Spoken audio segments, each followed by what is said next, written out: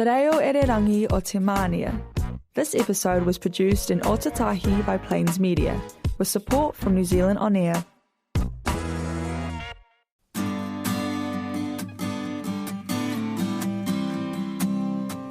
Welcome to the Real Americana with Louise and Blair. Settle in for great music from roots, folk, country, and notable singer-songwriters. And stay for hidden gems and the stories behind these timeless classics.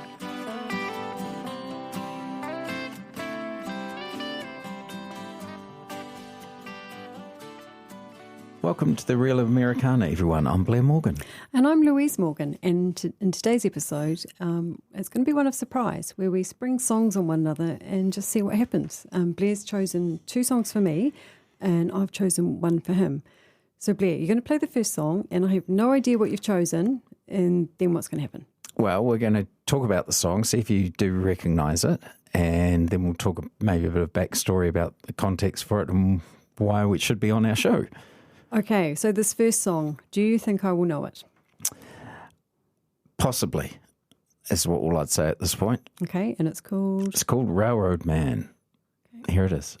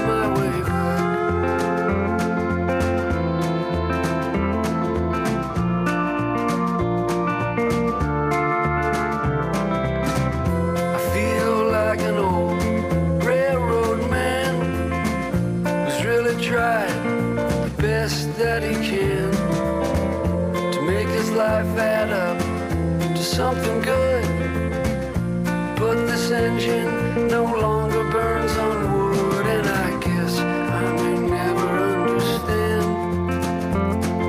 The times that I live in are not made for a railroad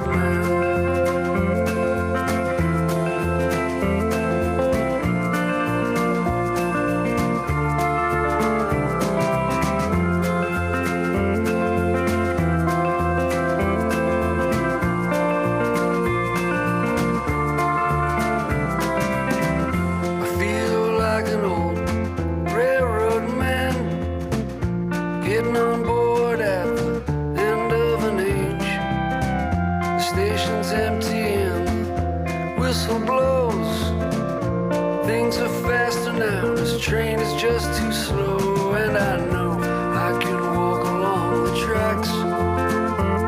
It may take a little longer, but I'll know how to find my way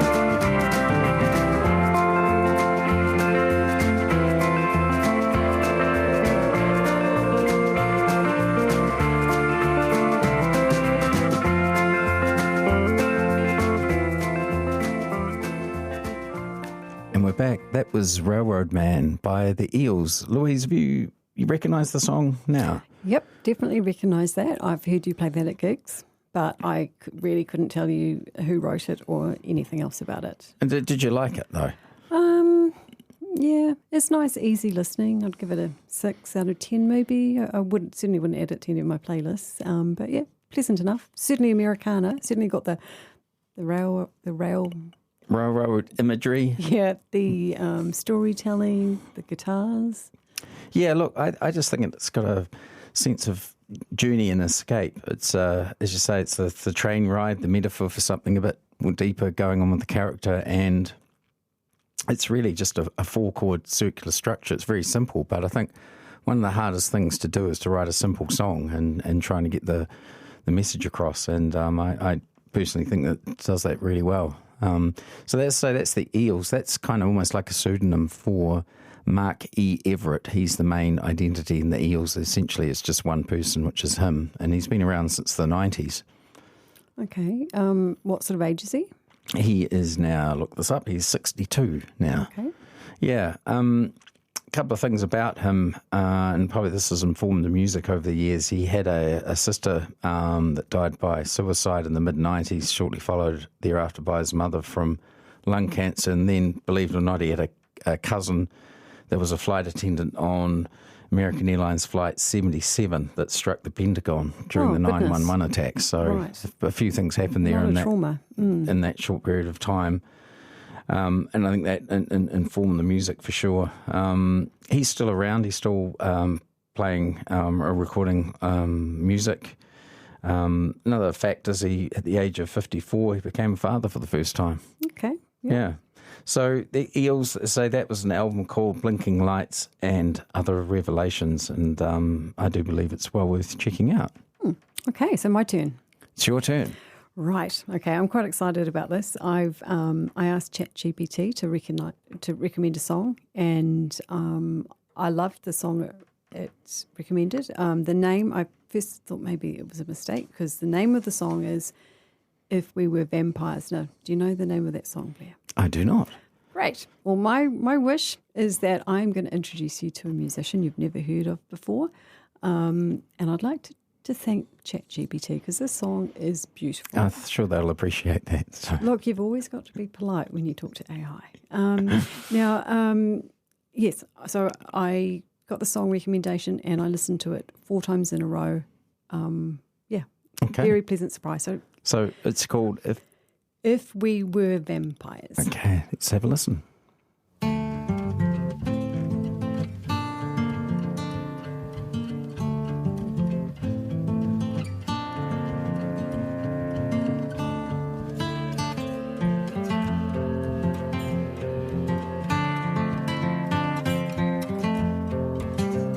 It's not the long flowing dress that you're in, or the light coming off of your skin, the fragile heart you protected for so long, or the mercy in your sense of right and wrong.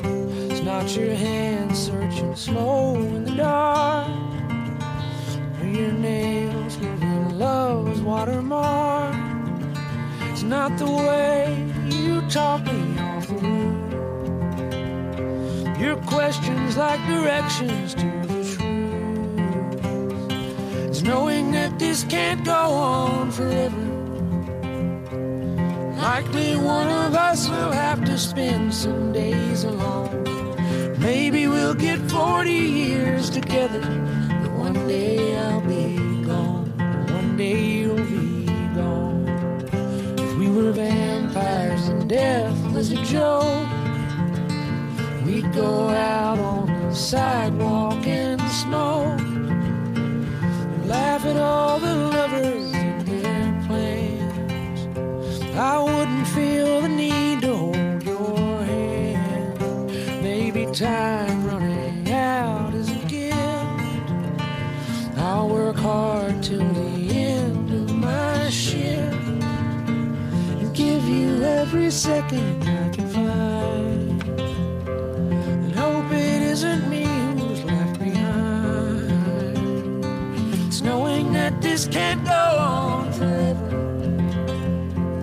Likely one of us will have to spend some days alone.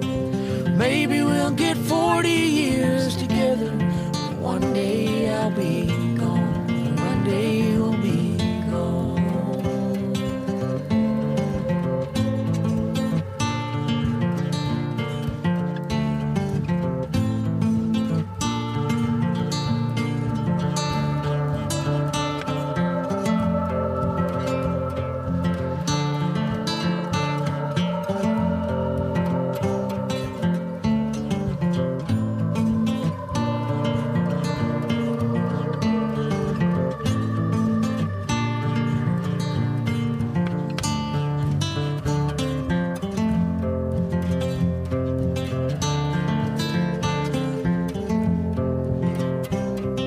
is knowing that this can't go on forever.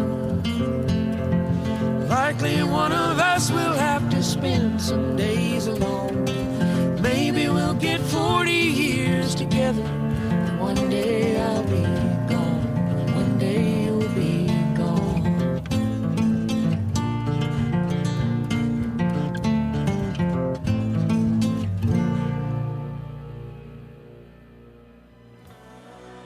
You're listening to The Real Americana with Louise and Blair. Hear us every other Tuesday at 5:30 p.m. on Plains Media. If We Were Vampires, that's from 2017. Blair, what did you think? Is that Jason Isbell? Yes. How do you know that? Oh, he's got a distinctive voice. I recognise him. He's on one of our playlists as well. Maybe I haven't played it for a while, but he's on there. Okay.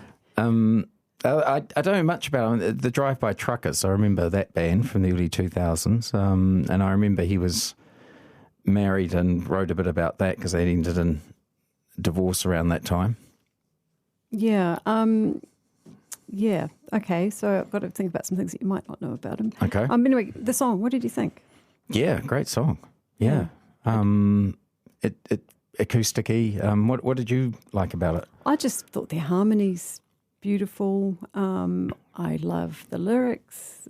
I love the sentiment of appreciating, every day and hoping that they're going to get 40 years together. But, especially when I listened to it 4 times in a row. But then when I did a bit more research, I realised they got divorced in 2023. So that kind of was a bit sad. So that's another marriage there for Jason. And the other thing is he's released an album this year. I did hear it when it came out. He's done a bit of a Bruce Springsteen and chronicled that second marriage and put it into an album. I think it's called Foxes in the Snow or something similar. Right, okay. Do you know how old he is? I would think he might be around the mid-40 mark. Yes, 46. Oh, okay. Okay, but hey, we're talking about someone younger than us for a change. Well, we're in episode 5, aren't we? And we finally found someone younger than us. Okay. Do you know anything about his early life? I do not. Good. Okay. Well, he was born in Alabama. Oh, it's southern, right? Yeah. Which is, we didn't mention that about Marky Everett from the Eels, southern as well. Where was he from? Virginia. Okay, we do, everyone does seem to be from the south that we've talked about so far. Yeah, I think that's the music tradition and stuff, yeah. Mm-hmm. So his mother was 17 and his father was 19 when he was born. They later separated, but he had a very good relationship with them. But they, were young and working hard. So his grandparents looked after him quite a bit. And it was his grandfather and uncle taught him to play the mandolin and guitar from the age of 6. Gee, that's early, yeah. And his grandfather was a Pentecostal preacher. Okay, maybe we might explain the odd thing here, but without speculating. Oh, maybe some of the angst or something that comes through the music, don't know. Gosh, that's a bit judgmental. So I should stay away from Yeah, I thought you were going to say that would explain why he's so musical. Anyway. Oh, yeah, that too. Okay, this you will not know. He was in a movie. And hang on. Okay, I'm you're saying thinking you know that. I think it was in the last Scorsese movie. Yes. Ah. Can you remember what it's called? No, something about the moon. That's the only thing I know. He was in the 2023 movie Killers of the Flower Moon, and he played a character called Bill Smith, but I haven't seen it, so it doesn't really mean much to me. It gave me an idea for a future episode because the great Sturgill Simpson is in that. Well, it's someone we're going to explore in a future Sturgill. episode. Yeah, if only for the name Sturgill Simpson. Believe me, that'll be an episode worth waiting for. I love the sound of that name. Anyway, talking of names, good segue here. So in that song, he was singing with his second wife, Amanda, and they've got one daughter, and the daughter's name is, I love this, Mercy, Mercy. Mercy? Yeah. I think that's a nice name. Yeah. I've never heard of anyone being called Mercy, so I just thought that was, good. Okay. We're up to track 3. Yep. Your turn. I'm excited. This is a track called Through the Lonely Nights. Does that ring any bells with you? No, not at all. Okay, well, let's have a listen. Okay.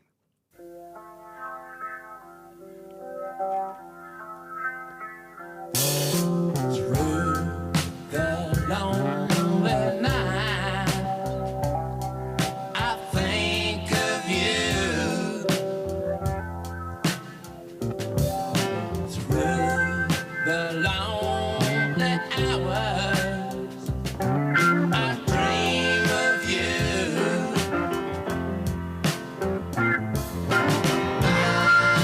I don't know why I do it, but I do. Why do you take it? What's wrong with you?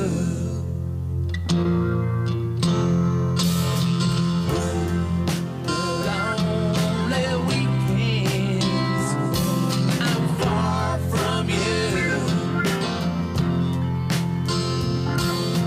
Why you're coming on like you're supposed to do?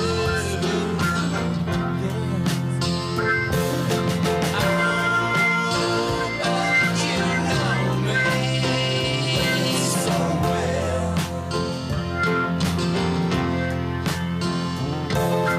And your time ain't so hard to sell.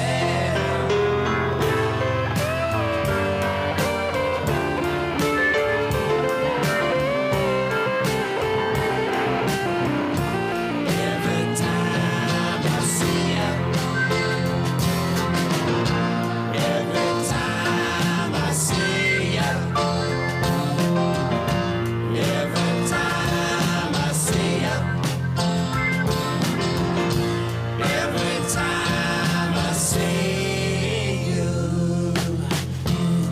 your cherry dresses and your shiny shoes. A doorway on some neon avenue.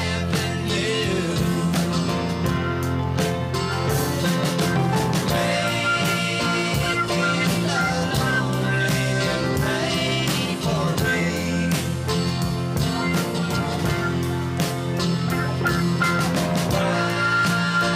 don't we set each other free? Did I mislead you? Did I mislead you? Did I mistreat you? Did I deceive you?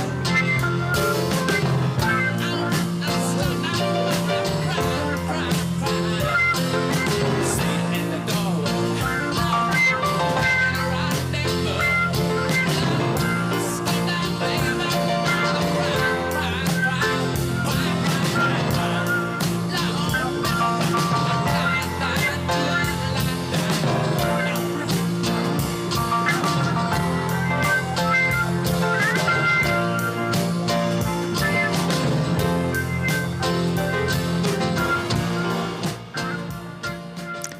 And welcome back, everybody. That was Through the Lonely Nights by none other than the Rolling Stones. Louise, over to you. Well, I'm a little bit disappointed in you. I thought that was quite a sneaky move. I finally got them in. I don't know what episode. We're on episode 5, aren't we? And I've managed to do it. Yeah. And yes, I do know that song. I know that song very well. You've played it so many hundreds of times.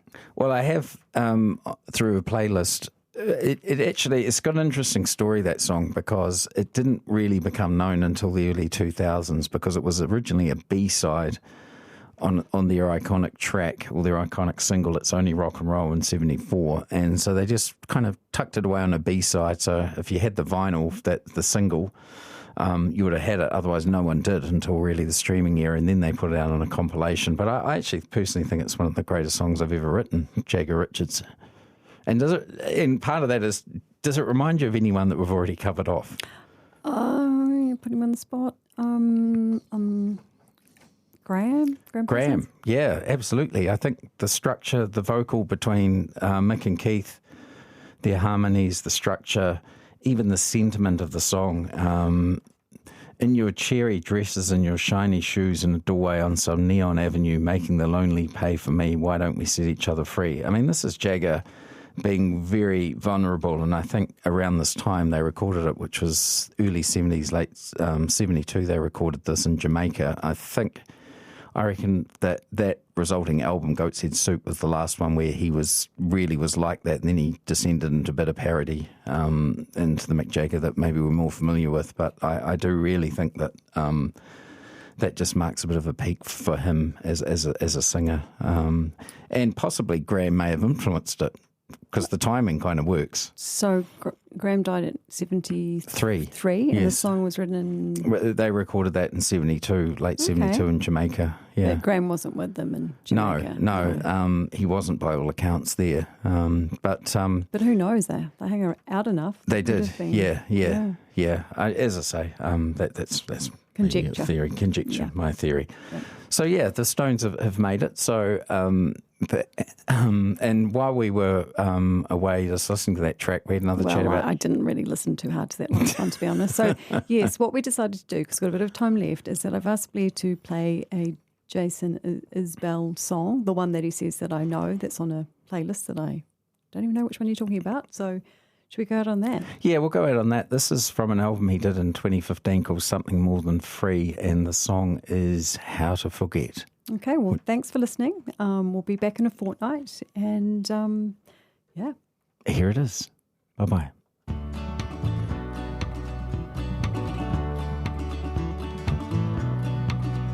Give her space, give her speed, give her anything she needs. Get her out of here. Give her weed, give her wine, give her anything but time. Get her out of here. She won't stop telling stories, and most of them are true. She knew me back before I fell for you. I was straight, I was sad, didn't realize what I had. It was years ago. I was sick, I was scared, I was socially impaired. It was years ago. My past a scary movie. I watched and fell asleep. Now I'm dreaming up these creatures from the deep. Teach me how to forget, replace the characters in. Teach me how to unlearn a lesson. Teach me how to forget, 'cause I ain't sorry just yet. Teach me how to unlearn a lesson.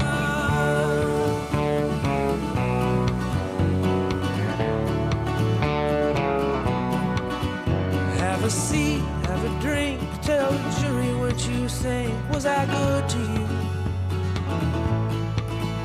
Was it hell? Was it fun? Did you think I was the one? Was I good to you? Now that I found someone who makes me want to live, does that make my leaving harder to forgive? Teach me how to forget, replace the characters in. Teach me how to unlearn a lesson.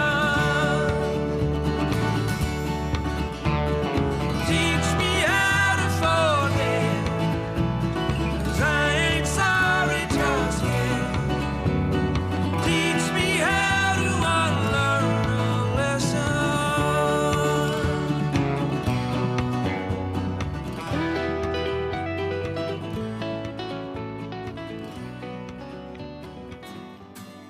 Thanks for joining us on the Real Americana with Louise. And Blair. We'll be back Tuesday in a fortnight at 5:30 p.m. right here on Plains Media, broadcasting on 96.9 FM and live streaming at plains.org.nz, where you can also find past episodes available as podcasts. Follow us on Instagram or email us at BlairMorganMusic@gmail.com. We'd love your feedback, requests, or just to hear what you're listening to. Until next time, stay kind and keep the real Americana spirit alive.